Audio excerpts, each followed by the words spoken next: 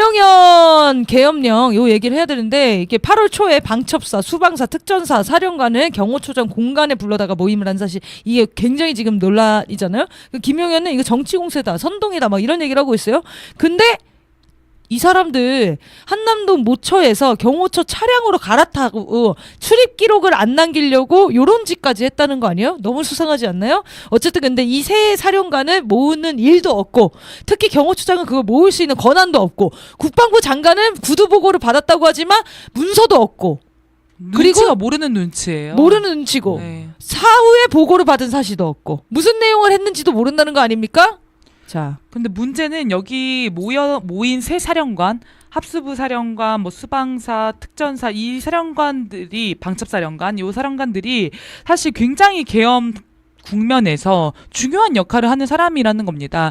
지금 2017년도에 박근혜 탄핵에 반대해서 이 친일 쿠데타로 계엄을 모의한 사실이 있지 않았습니까? 그 당시와 비교해 봤을 때 이 세 사람이 갖는 역할이 너무 중요하다는 거죠. 예를 들면 방첩사령관은 각종 검찰, 군 검찰, 국가정보원, 각종 정보기관과 수사기관을 전방위적으로 조정하고 통제하는 역할을 기본적으로 한다는 겁니다.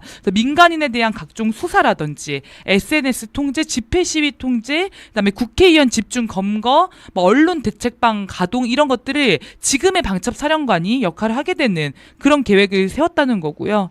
뭐 수방사령부나 특전사령부는 실제 치안 유지와 무력 행사를 하는 핵심 부대라는 거죠. 그래서 이 곳곳에 뭐 투입하고 시민들을 진압하고 이런 역할을 하는 사람들이라고 합니다. 그럼 이 세 사령관이 모여서 도대체 무엇을 논의했겠는가? 시기적으로도 굉장히 의심스럽고 모인 구성들도 의심스러운 상황인 거죠. 대통령 경호 작전을 얘기했다는데. 네. 네, 그 대통령 경호 안전 대책이 뭐 이런 게 있나 봐요. 그걸 통해서 보통 그걸 회의를 진행을 하는데 특전사는 여기 소속이 아니고요, 일단. 그리고 여기 소속인 다른 또 기관들은 참여하지 않았다는 거예요. 그리고 또 이제 지적을 하는 점은 어쨌든 군의 명령을 하는 거는 국방부나 합참을 통해서 해야 되기 때문에 국방부 합참 사람이 배석을 해야지 이 사람이 듣고 명령을 다른 부대에 내리는 식으로 일이 진행이 되는 건데 이 사람들은 빼고 방첩사, 수방사, 특전사, 사령관만 모였다는 거는 이건 있을 수 없는 일이다. 있을 수 없는 일이죠. 서울에 보면 이 사람들이 얼마나 중요한 역할들을 하는지가 딱 보이잖아요. 네. 내가 그래서 서울에 보면 봤잖아. 나 다시 봤거든요. 중요한 역할을 하는데요. 네. 그러니까 이게 글로 읽으면 우리 군대 안 갔으니까 잘 모르잖아요. 사실 군대 체계를. 서울의 봄이 진짜 계엄 교양 자료예요. 어떻게 흘러가는지 쫙쫙 보여요. 근데 제가 인상적으로 본 거는 영화를 다시 보면서는 하나회가 쭉 군대에 장악을 한 거잖아요. 그래서 특전사 사령관이 거기서 죽지 않습니까?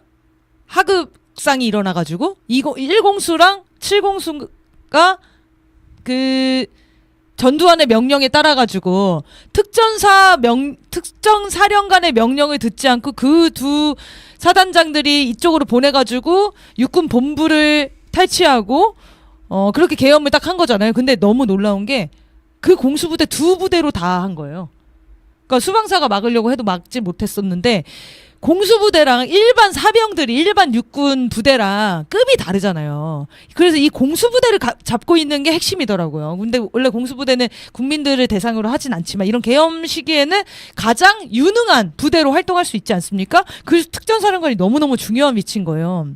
그게 좀 인상적이었고 그리고 뭐 그런 얘기 하지 않습니까? 뭐 국민의 동의를 얻지 못하고 뭐 사병들이 뭐 지금 시기에 뭐 계엄을 하면 누가 따르니 많이 얘기하는데 그 영화에 그대로 나오잖아요. 전화를 계속 돌려가지고 이 계엄의 반란군과 그리고 진압군이 대립이 되면은 교전 상황이 벌어지잖아요. 군대이기 때문에. 그러면 내전으로 확전될 수 있기 때문에 거기서 다들 주저하기 시작하는 거예요. 그러면 판세가 이쪽으로 기운 것 같아. 그럼 다 포기를 했었다는 겁니다. 그 영화가 그렇게 해서 정우성 계속 전화 돌리잖아요. 제발 막아야 된다고. 이거 우리 부대 몇 부대면 이거 막을 수 있습니다 하는데 안 된다고. 우리 사병 죽는다고. 우리 부대원 죽는다고. 이렇게 하면서 다 발 뺀 거 아닙니까? 그러면서 공수부대 몇 부대에 의해서 장악이 된 거예요. 서울이. 근데 이게 계엄이 불가능하다고 주장을 어떻게 합니까?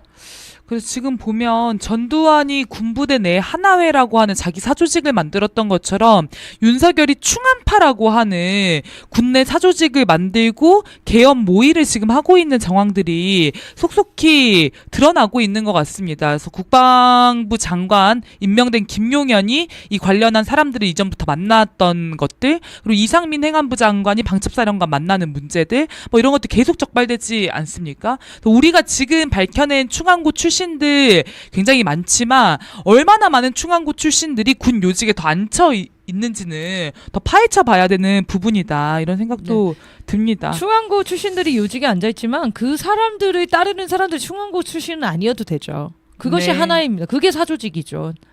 대통령명을, 그러니까 국민의 명령을 듣지 않는 그런 사람들이 자기네 이권을 위해서 야합하고 내란 음모를 준비하고 있는 거 아닙니까? 이게 내란 음모가 아니고 뭐예요? 철저히 조사해서 빨리 밝혀야 되죠. 그래서 민주당에서 이제 그런 중요한 정보들을 쥐고 있는 것 같아요. 그 중에 한 정보가 이거였던 거고요. 이게 이제 공개가 되면서 더 그 조사를 확실히 해야 되는 상황이 된 거죠. 근데 경호처장이나 신원식이나 하는 얘기를 보면은 이상해요. 아니, 제대로 일단 대답을 못해요. 발끈하고 역정을 많이 내더라고요. 그러니까 정확하게 사실 확인을 해주질 못하고 있어요. 계속. 네, 묻는 것에 명확한 답을 하지 않고 화를 내는 거, 약간 범죄자들의 기본 반응 아닙니까? 네.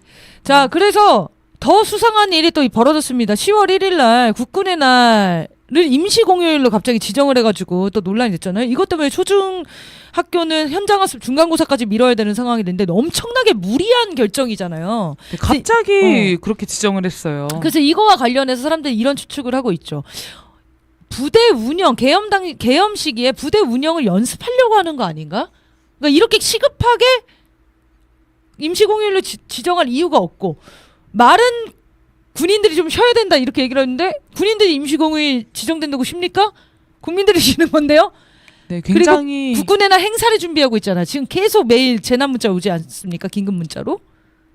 네, 뭔가를 네. 더 준비하고 있고. 네, 미묘한 시기에 미묘한 흐름이고, 이 대통령실이 국군의 날 임시공휴일 지정하면서 뭐라고 했냐면, 이 10월 1일이 한국전쟁 당시에 국군이 38선을 돌파한 날이라고 하는 것을 강조를 했습니다. 또 국군의 날 자체가 굉장히 논란이 많은 날이에요. 예를 들면 광복군을 창설한 날을 국군의 날로 해야 하지 않냐, 국군이 만들어진 날이 아닌데 왜 국군의 날로 하지? 굉장히 그 전부터 논란이 많았었고, 문재인 대통령 시절에는 바꾸려고 시도하는 일도 있었습니다. 그런데 이날을 임시공휴일로 지정하면서 굳이 38선 돌파를 언급했다는 것은 뭐 내부적으로 계엄 의혹도 있지만 외적으로는 지금 북한을 상대로 하는 대북 적대 행위들, 전쟁 조장 행위들과도 연관성이 있는 움직임이 아닌가 싶습니다. 이렇게 예상하는 분도 있더라고요. 이렇게 열병식 같은 걸 하려면 다 군부대를 모아야 되잖아요. 모아놓고 다시 돌려보내지 않는 거 아니냐. 이렇게 공식적으로 부대 운영을 하는